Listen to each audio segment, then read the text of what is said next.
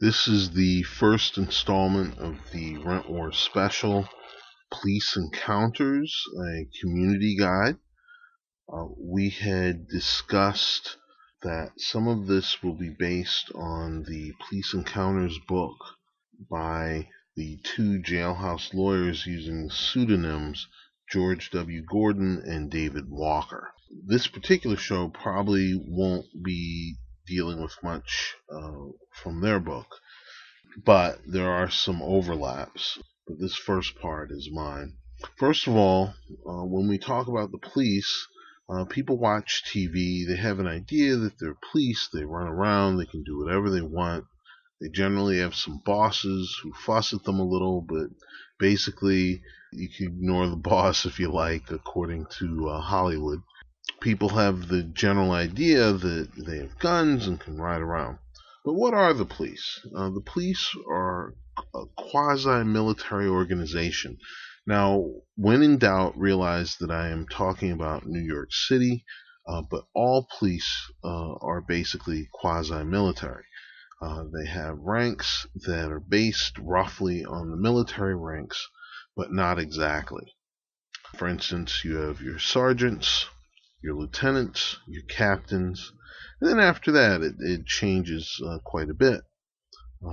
You have your deputy commissioners, chiefs, deputy chiefs, inspectors, etc. Depending on how old the department is, the more likely it is that they have different ranks. Now, in other parts of the country, they have sheriffs, quite a bit of sheriffs. Most cities tend to follow the New York City example.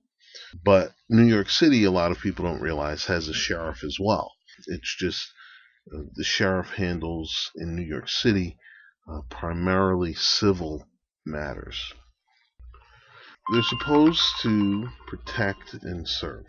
When the police are in minority areas, however, they tend to be more of an unaccountable occupation force. Now, this isn't really the police department's fault, per se. It's the symptom of a broken democracy. It's also a symptom of something old. They're following an old pattern of slave patrols. But mainly, it's a symptom of a broken democracy. If democracy works, the police aren't going to do things that upset their bosses, because their bosses are the people who live there, because the people who live there can vote. The people who can vote new bosses over the police and fire them all, and hire new police who will do the job right. So the biggest problem is that our democracy is broken, and a lot of that has to do with our judiciary being broken. But this is not the series for that. So this mini-series is being presented as a rough draft, issued because of the Eric Garner case, the recent protests, and pretty much it's emergency. So we need to get this information out there. How could we have prevented Eric Garner's death? How could he have prevented his death? I don't see there was much he could do. They basically jumped on him, grabbed his neck, threw him on the ground, sat on his chest until he died. But maybe there's something here that could save someone else. Police departments in general are hierarchical systems. The man at the top, the sheriff or the commissioner, gives the orders, or the chief gives the orders, and they're followed by the lieutenants, who then give them to the sergeants, who then give them to the patrol officers. There's different chain of command for detectives. It's different. They're sort of like a different creature altogether. They even have a different union, the Detectives Endowment Association, instead of the PVA. Speaking in New York, that's the chain of command. Here, in general, it's the chain of command. Here in New York, there is the first chain of command and then an alternate chain of command. If you make a complaint, there are actually multiple alternate chains of command to make complaints and to do things. There's the CCRB, which, the union leadership is laughed at as being toothless. That's true to some extent, but it does mean that people have a record of complaints that wouldn't otherwise exist. With this hierarchical system, if you know where to place your complaints, you're leaving a record that could affect people's promotions, affect their ability to get certain choice assignments, and just leave a record of what this particular officer is doing. So when you're dealing with police officers in their hierarchical system, and we'll talk about complaints later, this isn't what this show is about, you have to understand that there are different kind of cops. There are different types of police officers. There are different people who do this job. In New York City, you're talking about a massive force that is larger than most nations' standing armies. So you've got over 30,000 uniformed officers altogether, and out of 30,000 people, there are going to be some bad apples. So we're not just talking about the bad apples right now. But out of these 30,000 people, there are going to be different types of cops. There are going to be some who are there for the fun of it, for the power trip. Remember those pictures of New Jersey Governor Christie Whitman, looking so thrilled to death while frisking a suspect? Other units here in New York, I mentioned in an earlier show, and I actually did a newspaper article about how I was walking with a friend in Harlem, and I thought it was the 30th precinct at that time. Just a carload full of white guys pulls up, jumps out, and starts grabbing my friend's crotch. So, it turns out that's the street crimes unit, and they looked like they were having a ball doing it, literally. So, the street crimes unit, SCU, which later everyone started calling the squeeze crotch unit. Well, actually, they didn't use crotch. They used another word. And, you have this guy, the gay whisperer at the Port Authority bus terminal, this police officer who spends his time peeping into urinals to arrest people for using the urinal. There's some people who do that, and they have their twisted fun. There's some people who really probably shouldn't be officers. What are you going to do? There's some people who just like the power trip. They like being bullies. And they're not quite as twisted as the gay whisperer, the Port Authority, the SCU people. Some of the officers are there for the perks. There are certain perks that are there. You get some respect. You basically have become knighted under the American system. There's not supposed to be a nobility or an aristocracy, but once you have a badge, you're allowed to do more than normal people. You become knighted. One of my fondest memories of my very, very short law enforcement career was sitting in a room with my boss, who had something to do with anti-terrorism, and an FBI agent, and we were going to destroy some contraband. That was tons of fun. The contraband in this case was Iranian pistachios. This is very harmless with pistachios, but frightening when you see later, like, prosecutors started stealing money for pet projects. I mean, that's going on even now. Driving around in confiscated Lamborghinis and just having a ball. And that stuff they basically grabbed from people who probably weren't even guilty. Some of them probably weren't even guilty. But one of my memories was munching pistachios. And, these were delicious pistachios. This is one of the things you get to do. You get to taste Iranian pistachios banned in America. You can't even get them anymore. Some people are into the perks. They're into the ability to park at certain, to get certain courtesies. And that's fine to an extent, provided the perks don't become the main thing. Then it becomes bribery and corruption. Some people are almost religiously devoted to policing as a vocation. They're doing it in serious good faith. Now, these are pretty much the rarity, but they're serious about it. There are a few of them, there's this one beat cop who really sort of improved my image of police officers immensely, of regular beat police officers. and he would swing his he would swing his billy club around and whistle just like in the old movies. And yeah, he was an Irish kid too, and it was just he just really loved walking the beat, and everyone loved him. And his name was Jimmy, and it was interesting, just what a great impression he made on everybody. But that's different. Now my boss, it was interesting. We had a suspected terrorist. Now in this case, a Sikh suspected terrorist, and you know, I looked at this guy could not possibly be a threat to anybody. And his paperwork looked perfectly in order. We're just harassing him because he's just some poor Indian guy. That was my impression. That's what I said, and I was kind of really opposed to them doing more with him. I remember, I actually said, well, maybe you're just picking on him because he's Sikh, and my boss pulled out a razor blade, sliced the kid's passport, and a second picture fell out from the passport.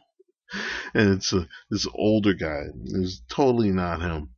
And he said, "That's not racism, kid. That's experience." He was one of those guys who's completely dedicated. It was really, really interesting. And later I'll tell you some, not in this series, about some of his reflections as to American security prior to 9/11 and how right he was. He pretty much predicted 9/11. There's also the most numerous kind, police mentality, and that's people who are basically there for the job. It's a job. I get a paycheck. This is what I do. I follow the rules, or for the most part, and I expect to get my paycheck. Don't give me all sorts of extra stuff. I'm not trying to be a superhero. I'm not trying to do anything extra. That is definitely a common mindset. In addition to that, there are different assignments. We mentioned the SCU, Squeeze Unit, but there are different other assignments. So they're to a much lesser degree now beat cops. You have sector cops. These are the guys in the patrol cars, kind of ride around. Sometimes they can have really bad attitudes, but I've actually run into some really well trained or well mannered ones in the last couple of years. So even they seem to have been improving. I got a ticket from one fella, and I was really upset at this ticket, but I guess he had a point. The light was out. He handed me a form saying, "Here's how to fight your ticket." I was bowled over. I'm like, wow. So then you have the emergency services unit. The emergency services is the New York City version of SWAT, special weapons and tactics, but they're more than that because they're the guys who handle cars that squeezed together. They're the guys who pretty much have that, and that rivalry with the fire department. But they're like firemen with submachine guns, if you will. That's actually my first real exposure to police, because that maybe I'll explain another day. That was when I was a teen. That was where I got my first PBA card. Was from an individual inside my family's home. Sharing that and some of those experiences. So I have a very high regard for that subdivision. It's very dangerous work. We're going to start by talking about car stops. What do you do when you're driving and suddenly some lights flash behind you? What are your constitutional rights? Should you stop and grab your steering wheel where your hands can be seen? Should you immediately, pull over no matter what? Well, We're going to talk about that. But we're also going to talk about, before we do that, we're going to talk about consent. Now, in each and every section, remember, you do not give consent. Can I search your vehicle? No. Can I search your home? No. Can I search your pockets? No. Matter of fact, write it out somewhere. I never ever give consent to search my pockets. I never give consent to search my vehicle. I never give consent to search my home. Unless the police were called by you, or if they're coming to report a death or an accident, they're there to do a search or an arrest. If you give consent, you are allowing yourself to be subject to all sorts of damage, dangerous planted contraband.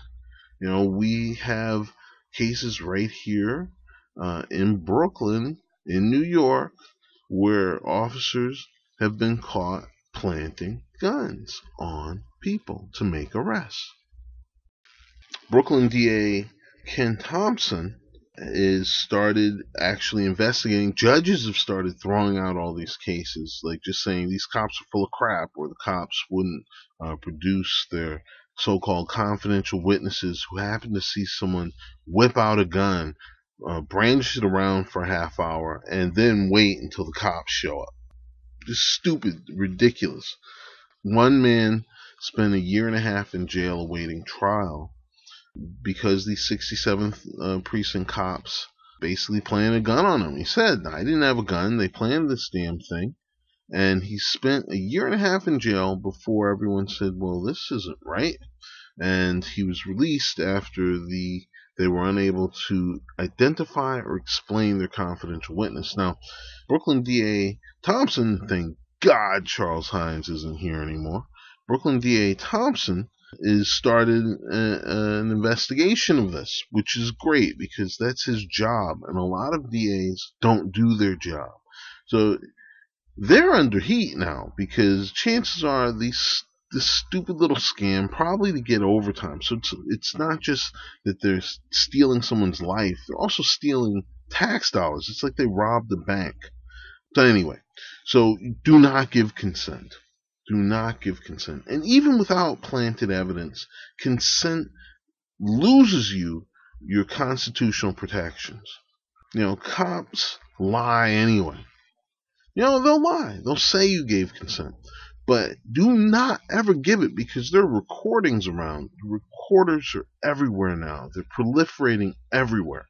So they'll say you gave consent, and suddenly, boom, there's a videotape or a tape recording or a recorded phone conversation from your Bluetooth where it shows they didn't, and boom, now they're in trouble.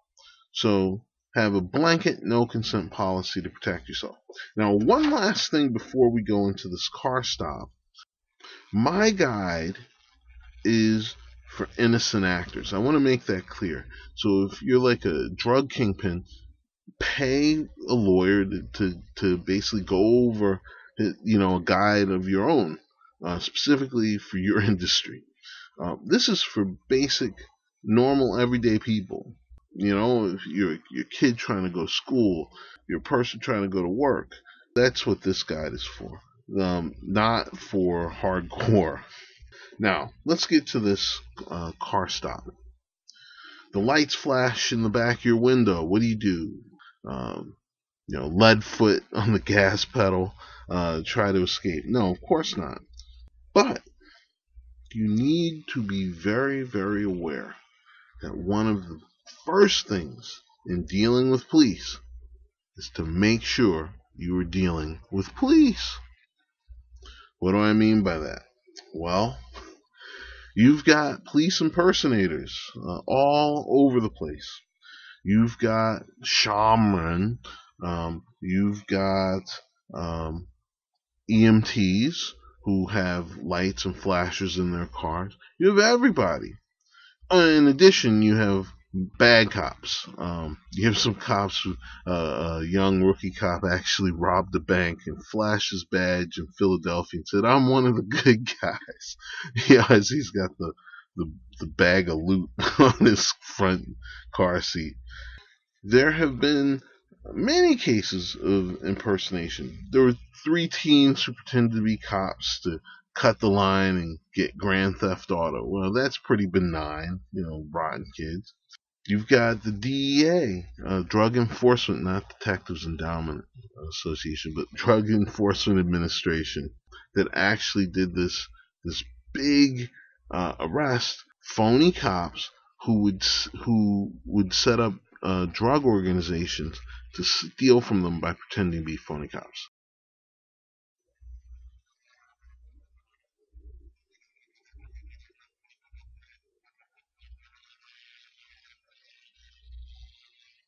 They were suspected of stealing more than $20 million in drugs and $4 million in cash. They would pull over drug couriers, and if they couldn't get the money or drugs from the supposed couriers, they would then torture them. So these are 15 men in federal indictments, right, between New York and Florida. So that's very active. You have other cases. You have police officers. You have impersonators actually pulling over police officers. That's happened many times. And you have these perverts pulling over women. This is as recent as August of 2014, and even one January 14th, just a couple of weeks ago, 2015. So this is a serious thing. Then on top of it, you've got real cops gone rogue. So like the cannibal cop, who knows? So you can't tell whether they're real or not and ask them to take a look at their ID. Once you're stopped, you're in danger.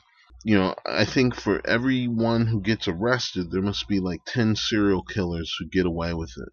So whatever you do, especially if you're female, if you are alone, do not stop anywhere where it's secluded, particularly if it's an unmarked car. And with a marked car, it's very different. But they've had phony marked cars, and they have actual killers.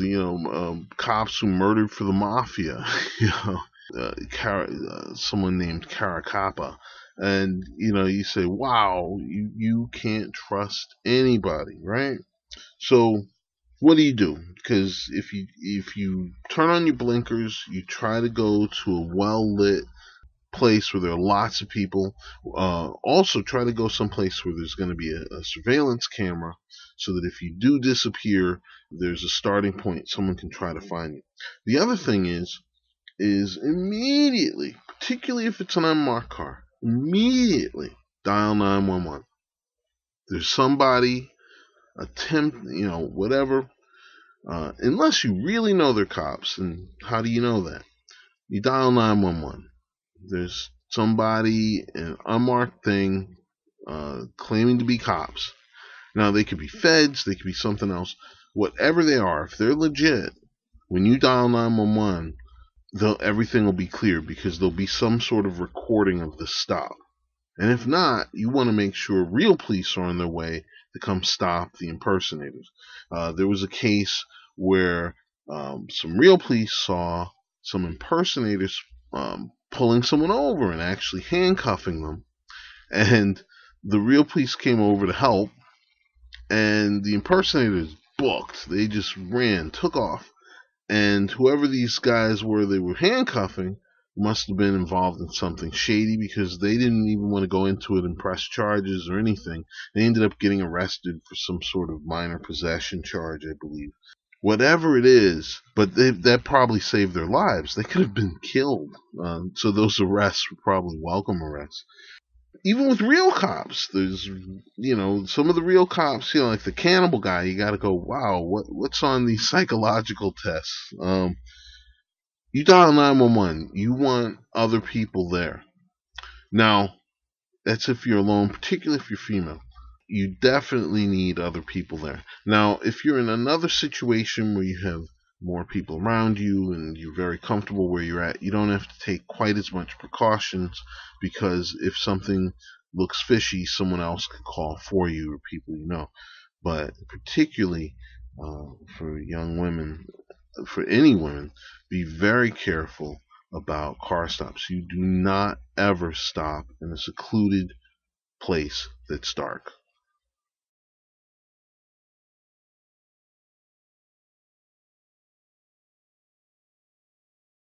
All right, the Be Free First Amendment Award is given for work that has advanced or strengthened the notion of free speech in the community. This could be outside work or programs that have pushed the limits of free speech in a way that creates more room for other producers in a very positive way. The First Amendment is the first of our rights. It is the one upon which all of the other rights depend. It protects all of the other rights. The right to believe what we do, to associate with whom we choose, and to share what we think with others. Indeed, this is the very definition of community. In this way, we understand our work to be the most American of duties. It is for this reason that we honor community producers who have worked to exercise that right in a way that promotes speech and dialogue. They broaden our horizons and help us to tolerate and understand one another. Our honorees for the Be Free First Amendment Award are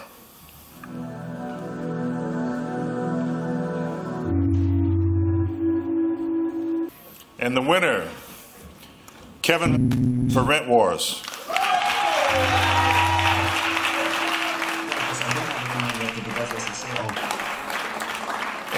And I want to say this is actually one of my favorite awards, and I really appreciate Kevin coming out. It's fun, you know, that he wears a mask and that he's used an avatar on his program, but it points out something, that it's not always easy to exercise your free speech, and it's not always without a risk. So we appreciate all that everybody does.